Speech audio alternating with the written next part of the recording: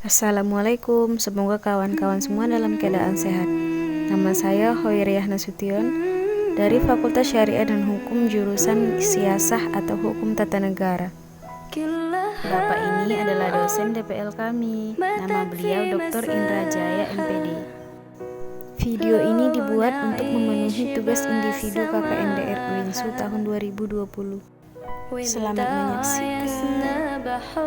Video ini berjudul Akibat Hukum Penyalahgunaan Media Sosial berdasarkan Undang-Undang ITE Nomor 19 Tahun 2016. Apa itu media sosial? Media sosial adalah sebuah media untuk bersosialisasi yang dilakukan secara online.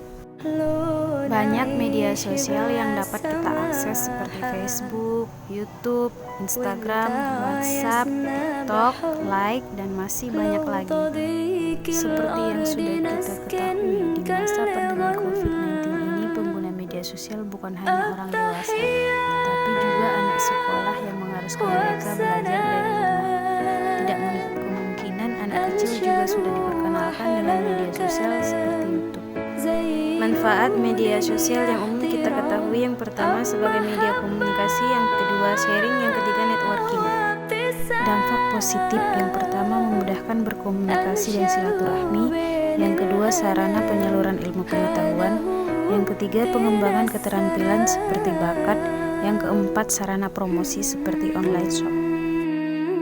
Dampak negatif yang pertama susah bersosialisasi, yang kedua kejahatan dunia maya, yang ketiga mempengaruhi akhlak. Penyalahgunaan media sosial yang pertama membagikan konten-konten yang tidak baik, yang kedua menyalurkan berita hoaks, yang ketiga mengumpat dengan kata kasar, yang keempat membuli atau mencemarkan nama baik, yang kelima berjudi atau taruhan. Lalu apa yang harus kita lakukan? Dengan cara tabayun artinya teliti. Untuk apa? Yang pertama untuk mengetahui kebenaran informasi, yang kedua supaya tidak mudah termakan isu, yang ketiga agar terhindar dari buruk sangka.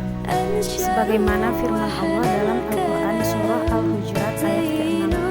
Itulah cara sederhana supaya kita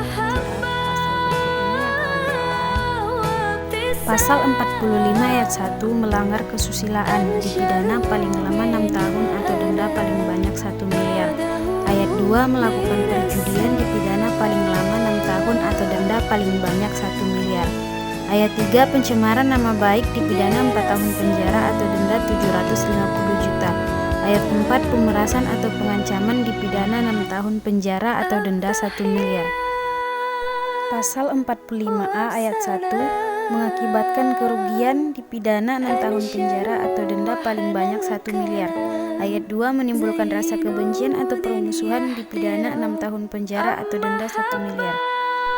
Pasal 45B ancaman kekerasan atau menakut-nakuti dipidana paling lama 4 tahun atau denda paling banyak 750 juta.